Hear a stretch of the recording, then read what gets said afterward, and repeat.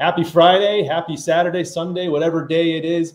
Hope you're having a great day. Welcome back to the Hoopball YouTube channel with my good friend Harry Shedler. I'm Alan Sirky, and today we are launching a new series of videos that will be running on the channel for the next couple of weeks. We are going to project the top 100 players in fantasy basketball for the 2021-2022 season. Harry, how you doing? Let's start with you. Doing well, Alan. Thanks for asking. Excited to be part of this, and we'll see what agreements we have and what disagreements we have, and hopefully by the end of the season we can laugh at each other with whoever has it right or wrong. Yeah, no. So this will be a pretty fun exercise. It's going to be, Harry and I have done some work behind the scenes, and we have, we're going the game plan here for all of you. We are going through each of the 30 teams in the NBA, and taking a look at their roster, their depth charts after all of the free agency dust is now settled. And we are going to do our best to take a stab at which players on each team we think will be top 100 players, specifically in 9 category leagues, head-to-head per game setting. Obviously in a head-to-head type of league, you have to factor in durability. But for this exercise, for the most part, we are just we're going to assume that everyone's going to be healthy, aside from the players that we know won't be to start the season. And, we'll make note, of course, of where injury concerns lie. But really, this is just kind of figuring out what all of these teams are going to look like after all the changes that have transpired over the season. And just, see how accurate we are at guessing all of these. We're going to do 6 teams today, the Atlanta Hawks to the Cleveland Cavaliers. Going to run a couple more videos where we get to the rest of those teams. And then by the end of it, Harry and I are going to look at our total lists and see if we actually got to 100 players. Maybe we went over, maybe we went under, and we'll see what that says about our thoughts on this fantasy season and all these different expectations we have for so many exciting players in all these different situations. So, a lot set up there. Let's just go right into our first team, Harry. We're starting with my hometown, Atlanta Hawks. Here are the players that Harry and I believe will be top 100 in 9 category leagues this year. As you can see, we have a pretty strong agreement on the first 4, but I have one more than he has. I believe DeAndre Hunter is someone who should be in this conversation as well. Harry, what are your impressions Harry, what's your thoughts on that? I know I said I'd start with me since I have the guy, but on the Hawks in general, what led you to draw to these 4 guys here? So for the first 3, I mean, it's fairly easy between Trey Clint and John Collins. I'm guessing all 3 of them will put up a top 30 to top 50 season, with Trey having the most upside to maybe even go like top 15 if he can start hitting 3-pointers again. But I think Bogdanovich, Hunter, and some names we didn't have listed, Herder, Cam Reddish. I think there's a huge time suck for the guards, with Bogdanovich obviously being the best one currently. And so with DeAndre Hunter, I'm not sure how that's all going to play, and the fact that he only played a few games last year. So how much of what we saw because he had some great games, from points scored. I know this isn't fantasy related, but plus minus was off the charts for, I think he played 23 games and he was awesome. But is that truly something that we can count on for a top 100 player? I'm not sure. It's a fair point. And look, especially so Bogdanovich and Hunter are really the 2 players that there's the most room for debate on. And I think that Bogey will ultimately get to that top 100 level again. We're assuming this whole Hawks roster is going to be healthy for this season. I mean, fingers crossed. I'd love to see that. But when Bogdanovich came back from his knee injury and inserted himself to the starting lineup under Nate McMillan, I mean, the guy was pushing top 30 numbers on a per game basis, and that is not my expectation this year, because a lot of what he was doing was built off of this really unsustainable efficiency. But I think that, like you said, Bogey, as far as the crop of guards on this roster, between he and Herder and Cam Reddish and Delon Wright, he is definitely the most important to this team. His three-point shooting is invaluable. His secondary playmaking is very important for them. So I think that he will still play enough minutes and find enough usage to get himself up into that top 100 range. I'm hoping for somewhere inside the top 70 personally, which, in fantasy drafts right now, he's going around the 80s, late 80s to early 90s range. So I think that, I'm feeling pretty good about him. But the reason I chose Hunter, and obviously this is a little bit of just a hopefulness on my part built in, but there is an argument to be made that this guy, who was Atlanta's second best player in terms of consistency during those first 20 games by any margin. Numbers wise, eye test, you watch those games and DeAndre Hunter took a step up that no one really saw coming. And there's obviously a reason to be skeptical of whether or not that can continue. Particularly, in particular, Hunter did a lot of that production, which he was a top 60 player in that stretch, around 17 points per game, also really efficient. He did that without Bogdanovich in the lineup. So we've really yet to see these two collaborate in this Hawks starting five and see what that does, what impact that has on their usage. But I like Hunter because the ways that he showed that he was able to, he was capable of getting his own shot. He was able to self-create. And I think that's really important on a Hawks team where, so much goes through Trae Young. He doesn't have to rely on getting the ball in his hands like John Collins has to offensively. Like there are moments where the Hawks can defer to Hunter and he can work on his own and get a shot from three, from mid-range. He even looked good driving to the rim, like hunting mismatches. Like he really impressed in that regard. And the fact, and as far as like the glut of guys on this roster, my philosophy in fantasy is if you are a really good defender in real life, I'm not talking about like guys who get steals and blocks. If you are a good defender in the NBA, you're going to play a lot of minutes. Doesn't matter who's behind you. And Hunter is this team's best perimeter defender. If he's healthy this year, obviously, and, interestingly enough about Bogey and Hunter, they're both going into training camp with questions about knee injuries that they suffered last season. So we're not quite sure where they're going to be in regards to that, but the self-creation and the defense, I think Hunter, if he's healthy, can play north of 30 minutes per game this year. And I think that will get him, assuming that the efficiency stays high, but maybe not quite as high as it was when he was on that hot stretch, I could see him being a top 90, 80 player as well. So that's my case for Hunter. Okay. No, I get it. And while you were talking, I was also thinking about, because of this glut of quality players that Atlanta has, like, first of all, I think they're going to be number one in the East this upcoming year. Not saying they're winning a championship. Not saying they're winning a championship, but I think they're going to be number one in the East by the end of the season. Harry, I love you. Go off. But I'm part of that has to do with Hunter is such a good perimeter defender, but he's kind of a Harrison Barnes size too, where he could slide down to a small ball four should Nate McMillan decide that that's the route he wants to go. And then move John Collins to the five for a completely spread offense for Trae, Hurt, or whoever is handling the ball. So if that does happen, I think I could see more DeAndre Hunter being in the top 100. That's a good point. I mean, he does have this positional versatility. There are definitely matchups that will behoove the Hawks to play smaller, and in those lineups, he would be the preferred option at the four. So, I mean, I'm trying to cool off from that wonderful Hawks take right there. Go Hawks. There's an argument to be made, certainly. Like we said, though, like I mentioned earlier, it was definitely critical to look at the news around this team when we come to training camp and see where Hunter is from that meniscus recovery and how Bogdanovich looks from the knee injury that he sustained in the playoffs as well to get to that range. But I like that. It's certainly a possibility in my mind. So that's enough Hawks. If we stay on these guys any longer, we're going to be talking about dynasties.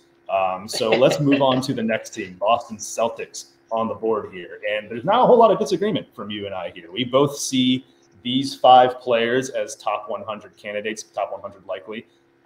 Jason Tatum, Jaylen Brown are obviously locks. Marcus Smart figures to be this team's starting point guard, so there's not really much debate that he'll get to that top 100 range. And I think the interesting guys to talk about here would be Al Horford and Robert Williams, who there's first of all, there's a ton of hype around Robert Williams after what we saw him do last year in about a 22, 23 minute per game role. And Al Horford's now coming into the fold where he was productive on a per game basis in Oklahoma City last year. I think people think that he's fallen off to a degree that he hasn't necessarily because of all that rest. Right. I think he's still a productive player, but I think the questions that a lot of us have is how are those two going to play?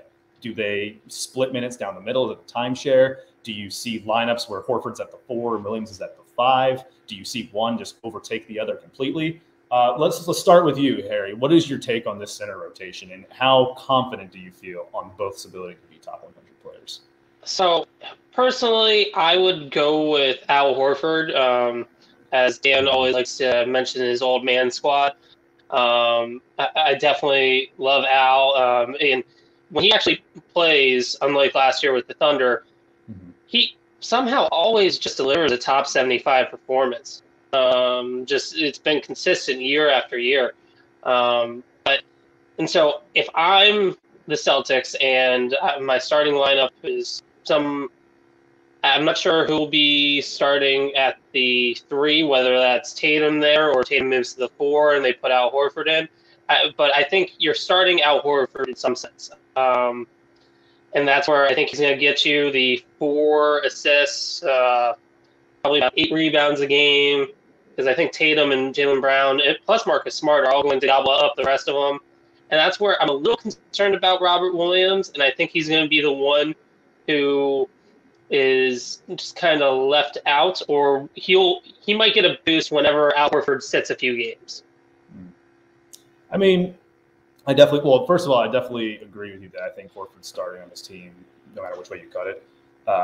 Especially like Robert Williams is sort of locked into being a bench player because, and a lot of it has to do with these concerns about his knees long term. Part of the reason that he fell in that draft. I mean, some were about personality concerns, but also there was a lot of info out there about his knees just not being able to sustain a ton of wear and tear down the line. That's kind of why he's always been padded with kids' gloves early on in these seasons. But we saw him playing in a 20-minute role last year. He wasn't starting in those games, and he was putting up top 60 numbers. Just the combination of blocks, steals, high field goal percent, and he can do a little playmaking too.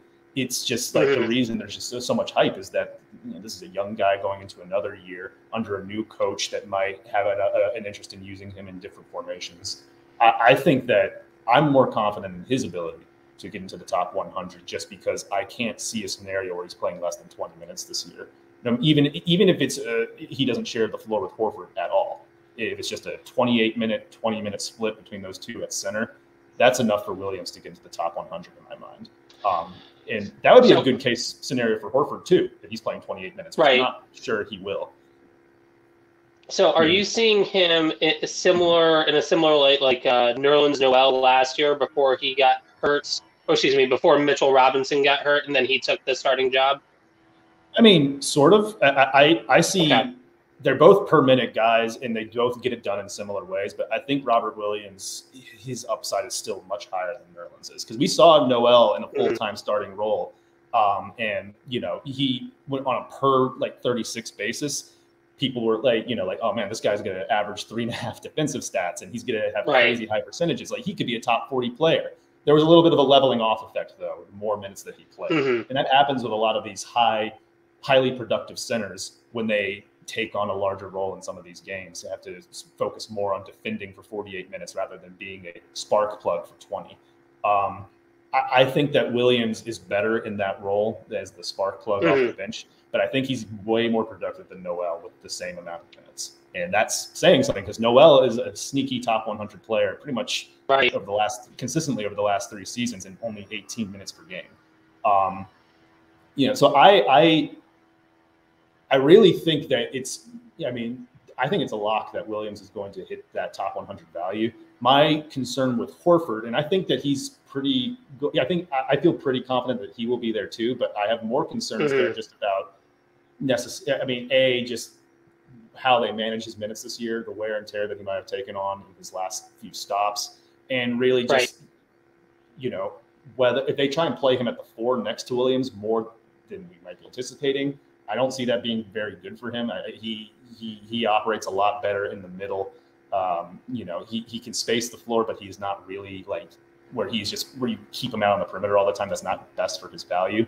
For Horford, I'd love to see him get around 26 minutes a night and see him sharing some of those facilitating duties with Marcus Smart, because I think that's where Horford shined in fantasy in the past. That's where he shined just in his career with the Hawks and the Celtics, where he is playing some of that point forward, point center stuff.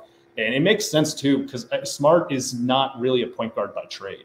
It's not he's not bad at it by any means, but he's not the distributor that you might want running your offense. So I could see room for frankly all of these guys that we have on our list right now to get involved in the playmaking game. And if Horford can get to around 3.5 to 4 assists per game, I think that would be very good in securing top 100 value in non-cat leagues. So that leads me to another question of, if considering Marcus Smart is not like a natural point guard, but he's big enough to definitely guard 2s and 3s. Yeah. Do we foresee a starting lineup, maybe not all the time, but every once in a while, with Dennis Schroeder as the point guard, Marcus Smart as the 2 guard, Jalen at 3, Tatum at the 4, and whether it be Robert or Al Horford at the 5? Because if that's the way they go the majority of the time, that could definitely if they went that way, I would take Al Horford out, because I think Dennis Schroeder would dominate the ball a lot more, and it would be more of a traditional offense. I mean, in my mind, I think that those types of lineups are going to be more likely, just because I think that Boston has a lot more depth at the wings and guard spots than they do at the forward spots. Like I'm assuming that the starting lineup is going to be Marcus Smart, Josh Richardson, Jaylen Brown, Jason Tatum, and Al Horford at those 1, 2, 3, 4, 5. And then, like you said, Schroeder is a guy that can come off the bench and play those guard spots. Peyton Pritchard's a guy that they'd want to give minutes this year. Same deal. Right. And you look at the forward, the power forward depth. They have Juancho Hernan-Gomez coming in. He's not exactly a world beater. They just don't have a lot. The depth is just not nearly as strong at that spot compared to their guard spots. So that's why I think we'll see a lot more of Tatum at that 4 and more. But that also leads a possibility that Horford playing minutes at the 4 as well, just, because they might want to cycle him in to fill in some of those minutes, get it for certain matchups. It just, the more we talk ourselves around it, I think that both of these guys are going to find enough minutes to hit this range. And especially in and real quick, just to wrap it up on the Celtics, because we still got 4 teams to hit on here. They're a really, really fascinating team. It makes sense to dig in a little bit on them. The last thing that we to consider with Horford in terms of drafts right now, he's being drafted outside the top 150 in most mock drafts. The public is out on Al Horford, and believe me, if you're getting this guy at 150, there is a world where he is the steal of the draft at that point, in my mind. Without a doubt. I think that is far, far too late. Meanwhile, Robert Williams has got a lot of hype. He's going around the 60s range. So in terms of draft value, Horford is a really strong pick, in my opinion. And I still think Williams is too, but it depends on how high he ends up going in these drafts. Because, we got to remember that there is going to be a cap on his minutes, both in terms of the depth on the roster, but also his personal injury concerns.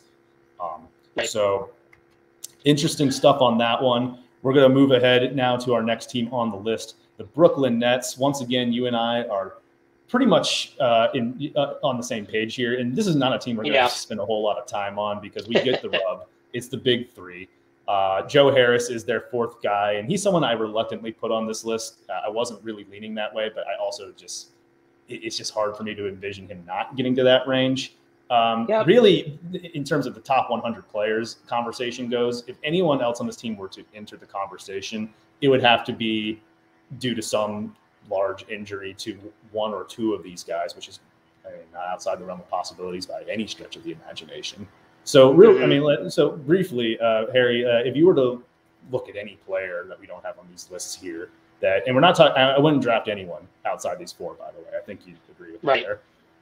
But presumably, this is a team with a ton of depth, a lot of interesting names. Is there any bench guy that you could see emerging as a top 100 option should Harden, Durant, or Irving miss a considerable amount of time? So during the pre-show when we were talking, I initially said Patty Mills, but the more I thought about it, I actually see even if Kyrie's out, they don't lose anything, because you still have James Harden as your point guard. So I think last year for James that was a fluke. So I would say for the bench, if anyone on the Nets bench would possibly crack the top 100, it would probably be Bruce Brown. Probably more for defensive stats and maybe a solid field goal percentage. But other than that, stay away from the Nets. I also agree that Bruce Brown would probably be my top choice. He is Brooklyn's most versatile option off the bench. He really excelled as a small ball 4 and 5 last year, as both a roller and a defender. He's someone who I imagine is still going to be very much a big part of Brooklyn's plans in any of those three. And he's really the only guy on this roster who stands to benefit when any of these three are out. It doesn't matter which. I think there's going to be a lot of interest in the center rotation for this team between Blake Griffin, Nick Claxton, LaMarcus Aldridge. While I think that Claxton maybe has the highest upside of that group, there's too many vets, man. There's too many vets for him to get a chance this year. So it would take a few injuries for him to really get involved. And also, he's got some concerns with just outside of rebounds and blocks and steals, there's not a whole lot else to his fantasy game. The free throw percentage is brutal. So I like Claxton, but Bruce Brown, I agree, is probably the most logical choice if you were to add anyone here to this list. That's really it for Brooklyn. You guys know what the deal is. Just, keep an eye on how many games these guys are going to miss. There's going to be some. Next team, though, is very interesting. This might be the team that you and I have the most disagreements on of this list here. Charlotte Hornets. We have the same four. We have 4 players that we agree on: LaMelo Ball, Terry Rozier, Gordon Hayward, and PJ Washington. But you've also included Miles Bridges and Mason Plumlee down here, which is not controversial to me. I had to think a while on both of those guys, and I have them close to the top 100. But I ultimately left them off my list. So how do you view? Let's talk about Washington, Bridges, and Plumlee all together. How do you view those three working together, and why do you think all three can be top 100 this year?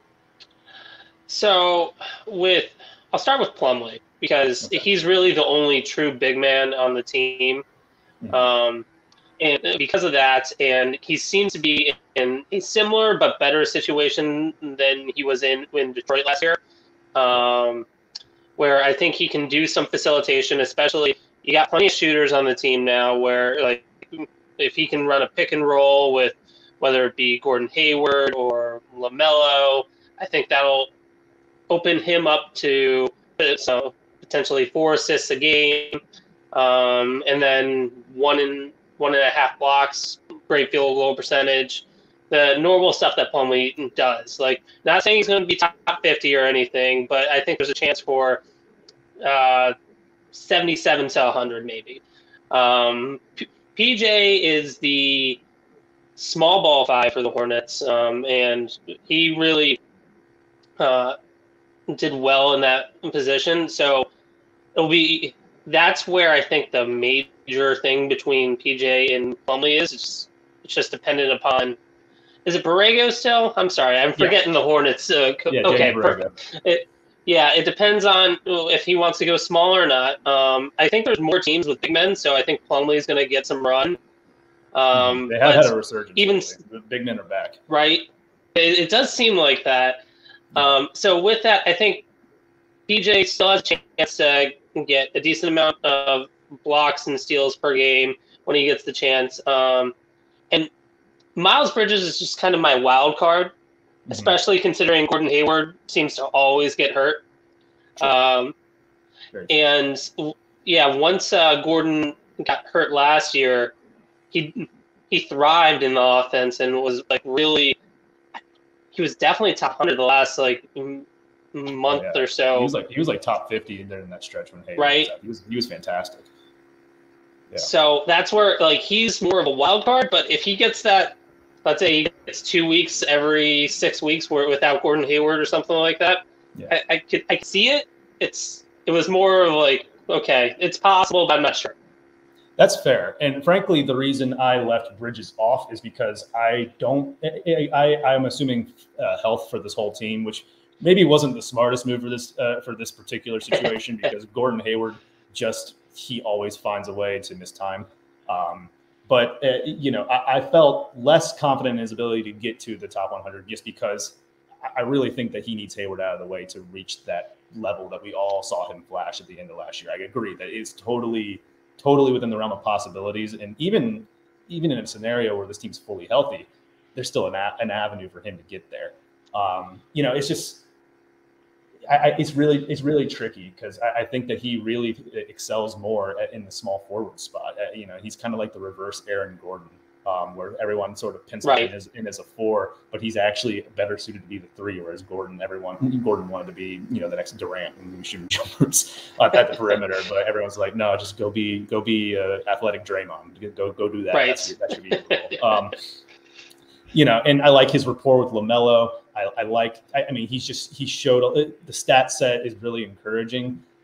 It's just that he's going to have a lot of competition for touches if this team is fully healthy. I mean, we haven't even talked about Kelly Oubre's presence on the bench. Not that he's going to take he's not going to take roles away from any of these guys, but he is a high usage bench player.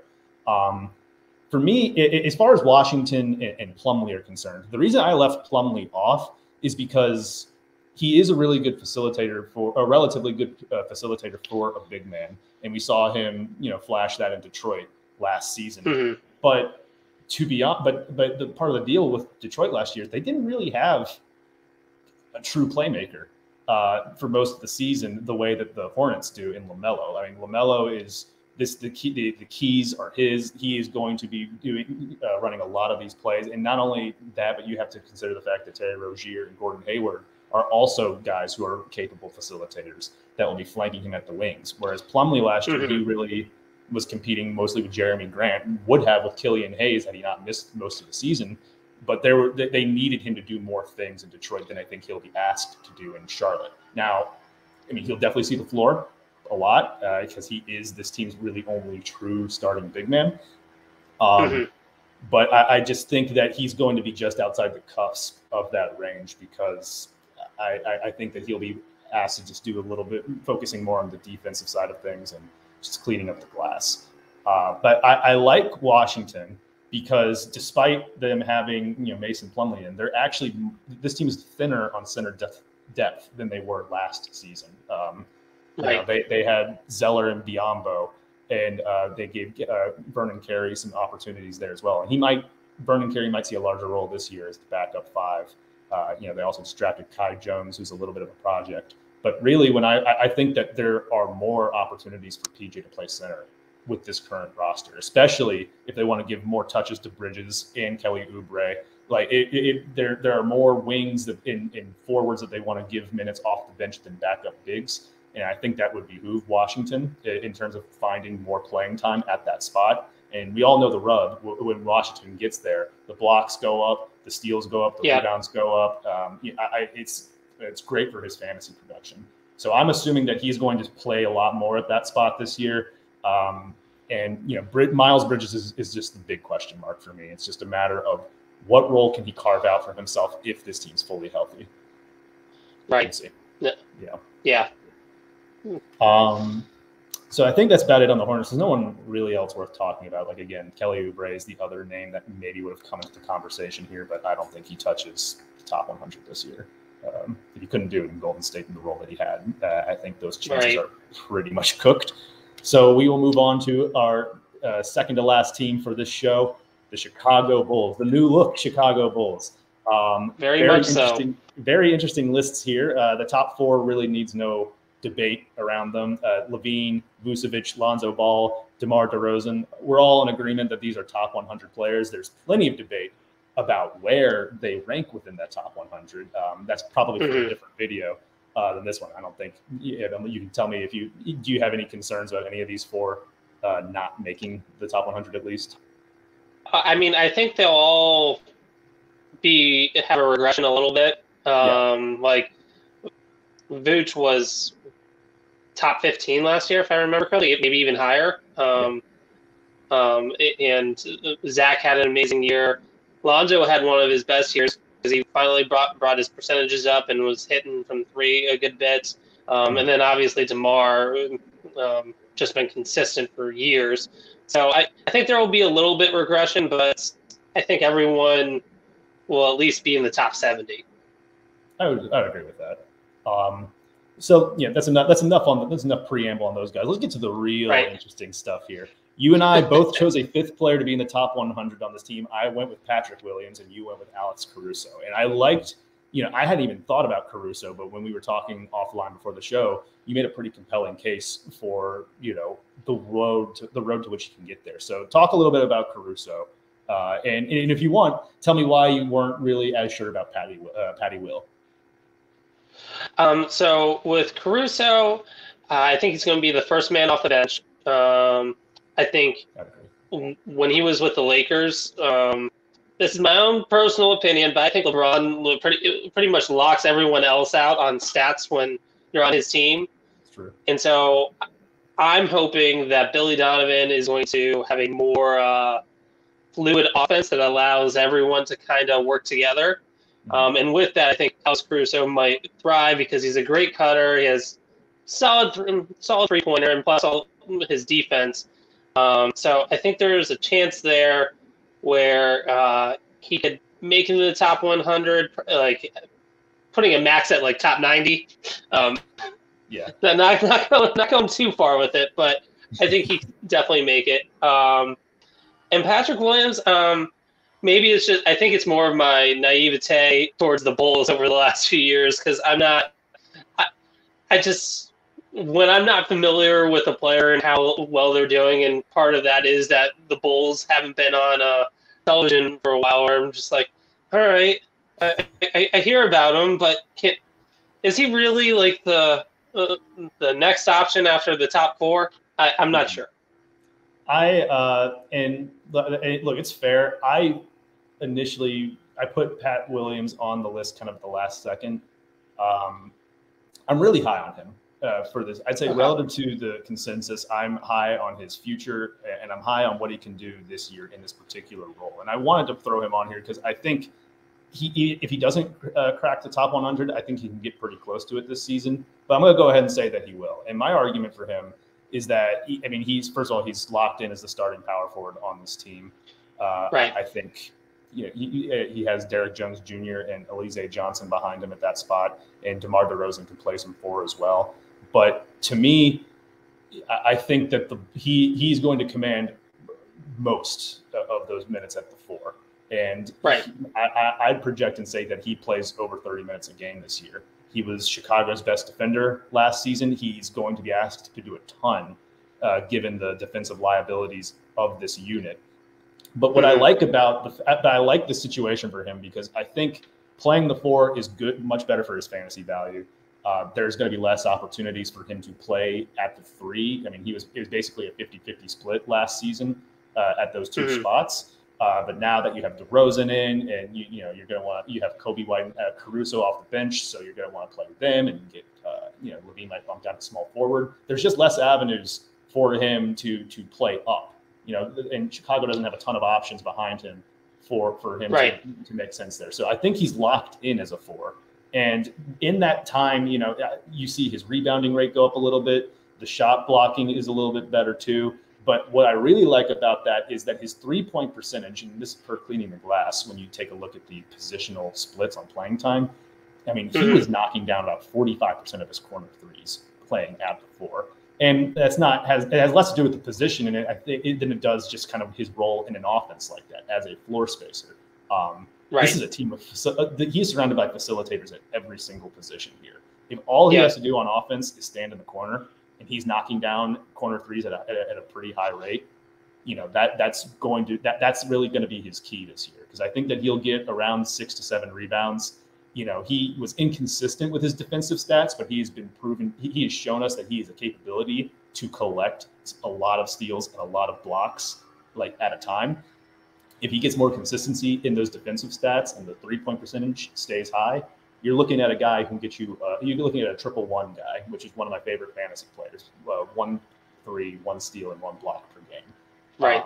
He has that. The minutes are there. His role is critical to this team. He needs to play a lot of minutes, and it's going to primarily be at a position that's better for his value. I totally hear the concerns that there's just not enough usage to go around, but this is not a guy who relies on usage to get the job done. So I think I think that it makes a lot of sense as a guy to take a shot at after like the top 130 picks. He's going outside the top 150 in mocks right now. I like his upside. And I think, I'm not confident that he's a top 100 player, but I'm going to lock it in and say that he will get just inside that range this season. Caruso's totally plausible too. I really like that, especially because Billy Donovan has shown an aptitude for playing 3-guard lineups in the past. Right. No, I think it'll be good. But to your point about kind of this spread offense of it all and him being in the corner, it does make me think that we actually might see a bigger jump of assists from DeMar DeRozan because he's the worst 3-point shooter out of all of them. Yeah. And I believe he's being drafted around 65 to 75 currently. So that could be a big jump for not normal out of position assists for people watching. I'd agree. And I like the fact too that he's in a situation where he doesn't have to be the guy on offense. Like, right. Zach LaVine and Vucevic, I'd say are pretty clear 1 and 2s over him in the pecking order. Mm-hmm. And yeah, that means less usage, but that could also mean a higher efficiency. He's already incredibly efficient. That could lead to more consistency for him too. It's going to be an interesting spot for DeRozan this season. But I agree with your point. He makes a lot of sense as a connector in this offense, especially when you have a spread attack with the rest of your guys on the floor. Right. So fascinating team there for the Bulls. We only have one team left to get to for today's video, and that is the Cleveland Cavaliers. I have 3 players that I think are going to hit the top 100 this year. You have 4. Not a whole lot of controversy either. Colin Sexton has been a top 100 player over the past couple seasons, but only just barely. That's kind of why I left him off here. It has, for me, in my mind, it had a little bit more to do with just I think that there are going to be a lot of talented guys in the league this year, and I can see Sexton doing about the same things that he did in the past. Right. And I can definitely see he's going. I really like him in real life. I'm really high on him as just a player, as like this score first guard. He's got nice defensive upside, even though that doesn't translate to fantasy. And he's obviously going to play a ton. I think that. Well, I might make your case for him on your list. So I kind of view him like Andrew Wiggins in Minnesota a few years back now, where when you're drafting, you don't want to take him, but you know he's going to give you like 20 to 25 points a game. He's safe. Solid assist. Like he's just he might take your field goal percentage a little bit, but he just always somehow is just a solid player where it's you hate him because he's a point guard too, or I guess Garland's more of the point now. But you expect more from him, but like what he gives you is solid, and so that's kind of where I'm like, okay, he can pull out a top 100. Fantasy season. Let's talk a little bit about the front court situation, in particular Evan Mobley, 3rd overall pick in the draft. I put him on my list because I think the stat set is too good to fail. I think he has played enough minutes. He has the best fantasy prospects, I think, of this rookie class down long term. But obviously, there's a lot of questions about where he fits in this roster. I mean, before the Cavs acquired Lauri Markkanen, he was projected to be the power forward on this team, and even that was going to take the starting power forward. And there was questions about that because people view him as a natural center, but he's not big enough there yet, and they just signed Jared Allen to this giant deal. So obviously he's going to start and play a lot there. Right. What are your thoughts on Mobley's chances this year? And do you think Lauri Markkanen deserves a little more conversation on being a part of this list or not? So for the entire Cleveland big man rotation, I have concerns. Because to your point, Evan Mobley could be a beast. Like it might not happen right this year, but they may decide they want to give him reps. But they also, why does Cleveland always seem like they want to just load up on big men? Like, didn't they just get Andre Drummond 2 years ago as well? When pack him in with Tristan Thompson. I mean, to be fair, they got him for free. True. Yeah. But it's just, it seems somehow they only have these 2 guards and then 7 big men who are quality and can play on most teams. I'm concerned for Jarrett because maybe I don't think anyone foresees them being a playoff team this year. So I could totally see a shutdown for Jarrett come the end of the season, thus hurting his fantasy value. Mm-hmm. Mobley, I'm more concerned for in the beginning. Is he going to get touches? Are they trying to be competitive in the beginning and maybe not have the rim protection? And I don't know who is starting over Mobley and Lauri Markkanen, just because Mobley has a skill set to start at the 4, but should that be Markkanen? And then finally, you have the whole Kevin Love debacle, where I guess good for him. He's not letting go of any of that money. But yeah, the whole 4 through 5 setup in Cleveland is concerning. It's why, for me personally, the only one who I know will have top 100 value for sure is Darius Garland. Right. But yeah, I'm definitely concerned about the 4 and 5s in Cleveland. Yeah, I mean, the case for Lauri playing over Mobley is that, maybe you want Mobley to be playing more of his natural position full time. Markkanen brings something that this Cavs team desperately needs, and that's floor spacing. That's why they brought him in. They just need offense at the perimeter as bad as any team in the league. And I think there's going to be an argument that Lauri Markkanen will play enough minutes to get close to the top 100 range, but I'm just not a fan of his stat set. I like the blocking upside, and I know that Mobley can space the floor a little bit. He's not the same shooter as Markkanen, but I think that they envision him as being a face-up 4, at least for this season in some capacity. But yeah, I agree. This is a team that has a lot of questions. I even have some questions about Darius Garland because I agree that he's the guy that would make – I could see could be the year that he gets the top 100, but he hasn't actually hit that point yet. It's more upside. In past years, I mean, he's ranked outside of it on the whole, and really what it's going to require out of him is some jumps in either percentages or defensive stats or 3-point volume, all of which is possible. I do like his prospects, but man, yeah, Cavs just got a lot of questions, man. And some that are really not all that answerable.